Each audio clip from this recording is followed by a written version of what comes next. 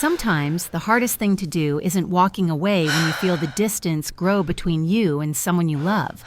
No, it's staying, trying to make it work, even when you know deep down it's time to go. That was the dilemma I faced a year ago. It wasn't about the anger, the fights, or the heartache.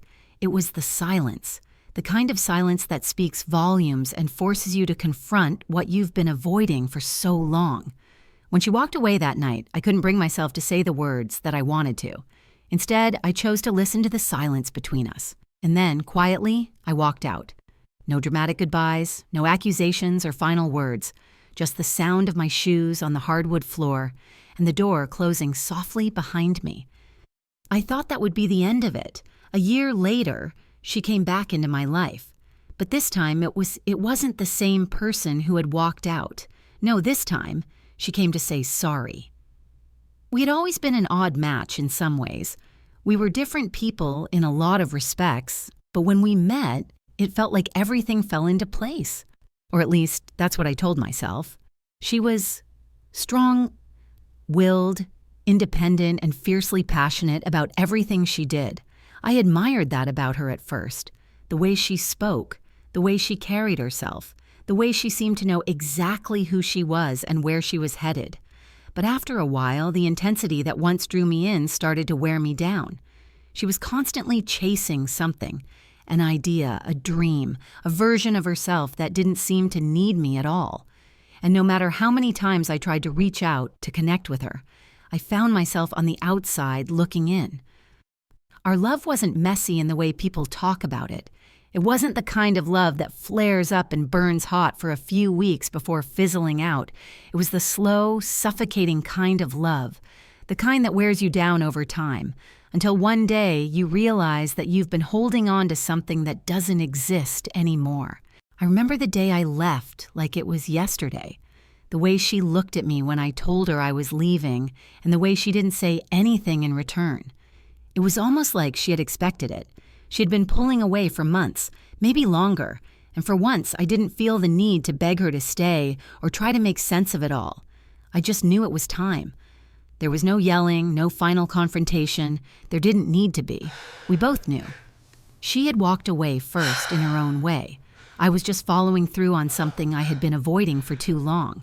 I didn't even grab a suitcase. I took nothing but the clothes on my back and left, and I didn't look back. For weeks, it felt like a relief. It was like a weight had been lifted off my shoulders.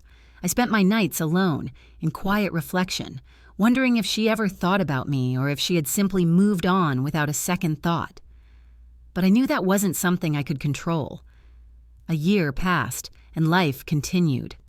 I didn't stay stuck in the past, despite how tempting it was. I moved on.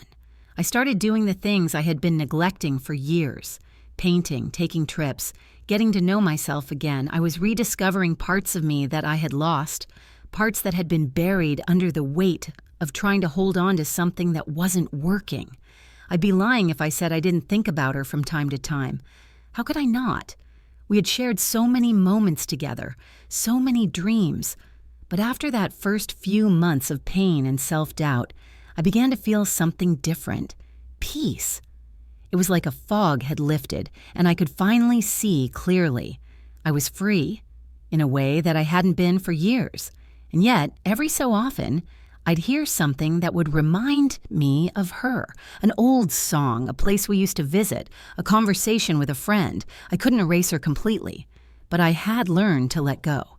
I had learned to let go of the idea of her and the version of me that was with her.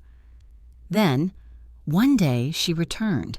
It was like a dream, but this time it wasn't a dream I wanted to wake up from. She called me, her voice shaky, nervous, as though she wasn't sure how I would react. "I need to talk," she said, her words carrying the weight of everything we'd left behind. When I agreed to meet, I didn't know what to expect. I didn't know if she had found someone else or if she was still chasing the same dreams. But when I saw her, standing in front of me, the years fell away. She looked the same, but there was something different about her, something softer, more vulnerable. "I'm sorry," she said, her voice breaking slightly. "I know I hurt you.